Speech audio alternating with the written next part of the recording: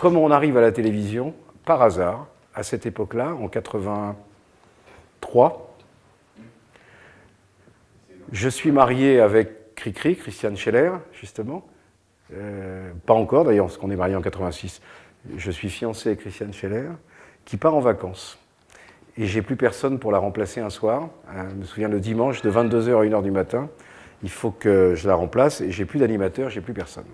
Et j'ai dit à Namias, il faut que j'engage quelqu'un. Il me dit, même pas question, il n'y a pas de budget, rien, on n'a pas un rond. Démerde-toi en groupe. Je lui ai dit, je vais aller à l'antenne. J'avais jamais été à l'antenne de ma vie. Et c'est là où j'ai appelé Sam.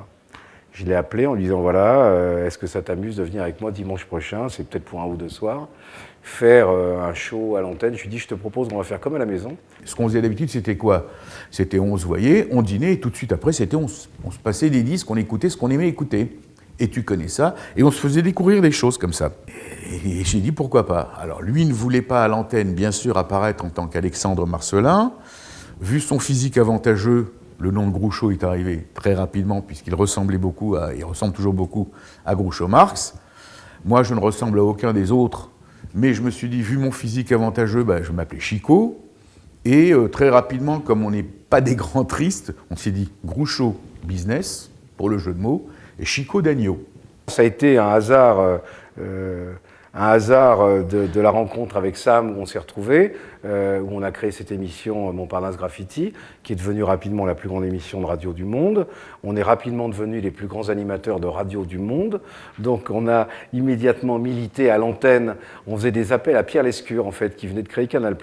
On disait à l'antenne pendant des mois, en disant « Pierre Lescure, si tu nous regardes, engage-nous, maintenant on veut faire de la télé. On est les plus grands animateurs de radio, maintenant on veut faire de la télé. » Il n'a jamais répondu. Le seul qui ait répondu, parce qu'on l'a invité grâce à Sam un matin, c'est Patrice Blanc-Francard. Et nous, avec un culot pas possible, ça a été... Bon, alors, à quand Groucho et Chico sur Antenne 2? Parce qu'à l'époque, c'était Antenne 2, c'était pas France 2. Il a dit, ah, c'est pas une mauvaise idée, je vais y réfléchir. Et puis, très peu de temps après, il nous a contactés. Nous, on voulait faire une émission qui était le pendant télé de ce qu'on faisait en radio, qui était Montparnasse Graffiti. Et en fait, lui, il est arrivé avec pas du tout cette idée-là, en nous disant, moi, je vais vous prendre un contre-emploi, j'ai envie de vous faire le top 50. Et on a fait le top 50.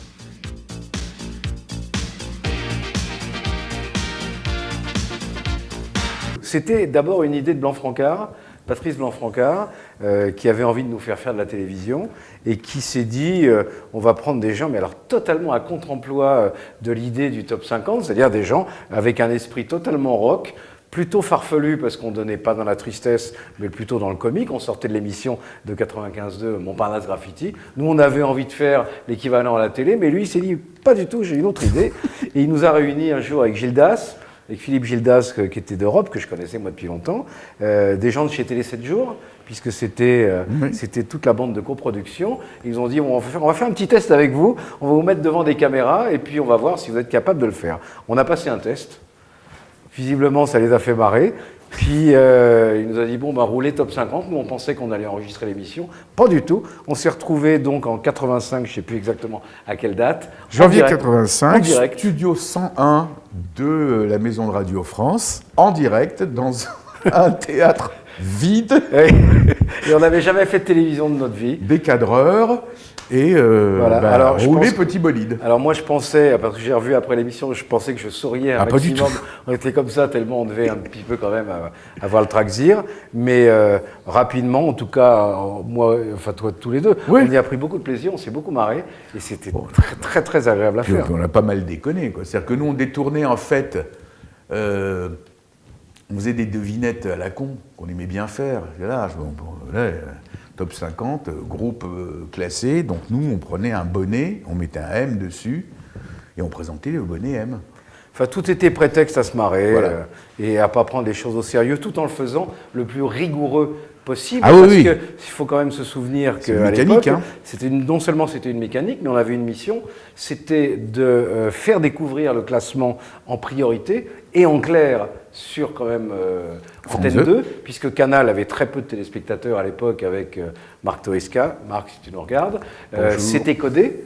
Et nous, on était en clair. Et on avait quand même beaucoup plus de monde que lui. Et notre mission était quand même de faire découvrir le classement officiel des disques et des ventes de disques à l'époque. Et surtout qu'il est arrivé à un moment donné, enfin ce qui était assez bizarre, c'est que nous, on faisait découvrir le samedi, en début d'après-midi, le top.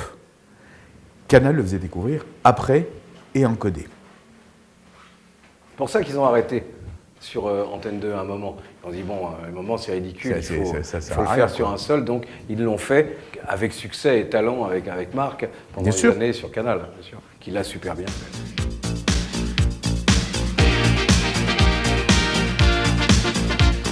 Moi, j'ai un souvenir avec Sloan.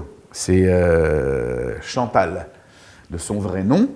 Parce que je t'ai raconté, Jean-Pierre, que à un moment donné, je faisais de la production aux éditions Vogue, et j'avais produit avec Guy Matteoni, à l'époque, un groupe qui participait au grand concours de la chanson française, et s'il avait gagné, il aurait représenté la France à l'Eurovision. Le groupe s'appelait le groupe Amour, tu le retrouveras certainement dans les archives, et c'était 3 chanteuses, dont Chantal Richard, qui est devenue par la suite Sloan. Sauf qu'à la fin, il n'y avait pas le bisou, tu comprends, ce qui se faisait quand même sur scène, que j'ai vu dans la tournée H tendre, si la chanson ne se termine pas avec le baiser tous les deux, il manque quand même quelque chose. Oui, mais bon, c'était quand même ça, donc voilà, c'est ça l'anecdote. On se rend compte surtout qu'à l'époque, ça a remis les choses totalement à leur place. C'est-à-dire que nous, gens de radio, comme on faisait une programmation un peu au pif, quoi. On se disait ça marche, ça marche pas. Les chiffres que nous communiquaient les maisons de disques étaient plus ou moins sérieux, effectivement. Donc on n'arrivait pas à avoir des vrais classements. Il y avait les classements du hit-parade d'Europe 1, les classements du hit-parade d'RTL, qui étaient faits un peu n'importe comment, avec les coups de téléphone des auditeurs, voilà. Puis tout d'un coup... Des maisons de disques. Des maisons de disques, évidemment. Et tout d'un coup, des artistes. Voilà. Faut le citer personne. Et tout d'un coup, enfin, un classement officiel fait vraiment avec, c'était le Snap à l'époque, très officiel.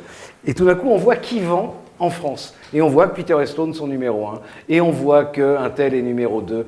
Et là, ça a remis totalement les choses en place. Et ça a été, moi je pense, très bénéfique à ce métier. Parce que tout d'un coup, on a eu un vrai outil pour faire, nous, en tout cas, en radio et en télévision, de la vraie programmation, en étant beaucoup plus proche du vrai goût des publics. Souviens-toi, Pierre Lescure, qui à l'époque, quand il avait décidé de faire le top 50, lui, il se disait, enfin, nous allons avoir un outil pour montrer aux Français que la musique américaine, c'est vraiment cette musique qui marche en France. Et il se l'est pris dans la gueule, puisque en fait, ce qui marchait, c'est Peter et Sloan, c'est les Français, c'est Jeanne Masse. Et de la très bonne variété internationale, mais au moins on avait un vrai classement formidable pour les radios. Et ça représentait le marché, ça représentait les goûts, évidemment.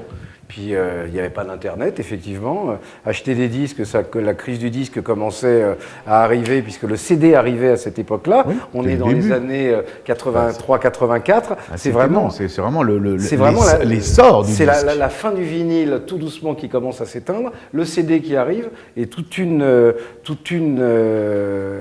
pan de l'industrie qui est en train de changer complètement. Ça mute. Ça mute. On est plein de mutations, le top 50.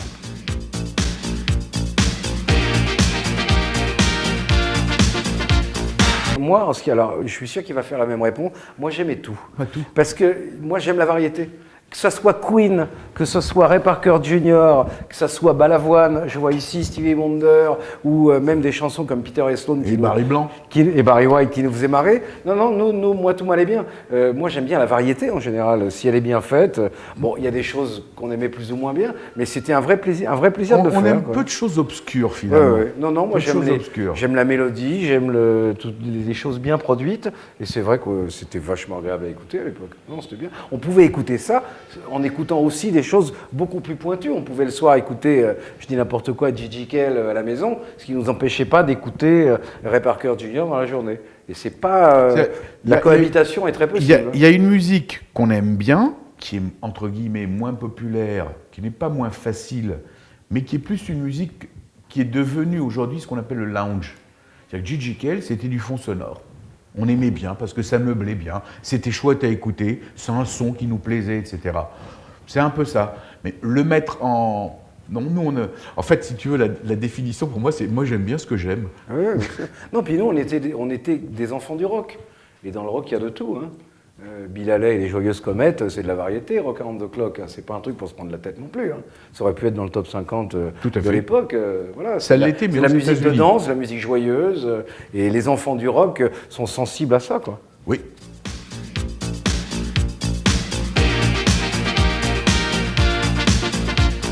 On nous dit c'est fini au bout de 13 émissions. Ouais. Voilà. C'est-à-dire c'est janvier, février, mars. Voilà. Avril, il n'y a plus d'émissions. Ah, et on se demande pourquoi. Ah bah parce que c'est comme ça. Alors on continue à faire de la radio. Déjà. Avec grand bonheur, hein, toujours. Et puis on se voit avec Blanc Francard, qui nous dit, bah écoutez... Qui lâche pas l'affaire. Qui lâche pas l'affaire et qui nous tient, et qui nous dit, bon, vous avez été vachement bon dans le top. Le top s'arrête parce que Canal, les accords entre Canal, Europe 1, Télé 7 changent, donc c'est Canal qui va diffuser 100% du top. Mais je vous lâche pas, vous avez fait vos preuves. L'émission que vous vouliez faire, qui est le pendant de Montparnasse Graffiti... On y réfléchit. On y réfléchit et on va la faire ensemble. Et on l'a créée quelques mois après. C'était l'ouverture des Enfants du Rock, tous les samedis soirs, ça durait un quart d'heure. C'est-à-dire qu'il faut dire la vérité. Blanc Francard, pendant ce temps-là, si tu veux, il amassait des documents. Voilà. Il avait besoin de documents pour pouvoir faire une émission avec des titres nostalgiques, des titres d'avant, pour que ça ne coûte pas cher à la production. Il y avait beaucoup d'émissions à France 2, si tu te souviens bien, à Antenne 2 à l'époque, dont ils avaient encore les droits pendant quelques mois. Et ces émissions-là, on avait le droit de prendre les éléments et changer de présentation. Johnny Hallyday en avait fait, par exemple, présenté aux Enfants du Rock une émission. C'était des bouts d'émissions qui n'avaient rien à voir. Donc, il nous a proposé de faire ça. Et la vérité, il nous a dit, on va faire un essai cet été. Voilà. Ouais. Voilà. Et on a créé cette émission. Comme nous, on avait à la radio Montparnasse Graffiti, bah, nous, le graffiti nous a toujours suivis. On a dit, on va appeler l'émission Rock'n'Roll Graffiti. Et voilà. L'émission a démarré, ouverture des Enfants du Rock, un quart d'heure environ. Et elle a duré, celle-là, un bon petit bout de temps. Un an.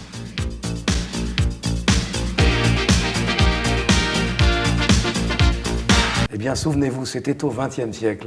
Il y avait les deux plus grands animateurs du monde. Groucho Business. Et Chico Dagno. Voilà, c'était Rock'n'Roll Graffiti, c'était les Enfants du Rock. C'était le top 50. Et alors vraiment, coucou et bravo à tous les téléspectateurs de Télémélodie. Alors là, quel travail magnifique vous faites et quel bonheur de regarder vos émissions. Et moi, je dirais même plus, vous n'êtes pas seulement des télémélodies, mais des télémélodistes. Tu le savais, ça? Bah, ah bah bien sûr, voyons.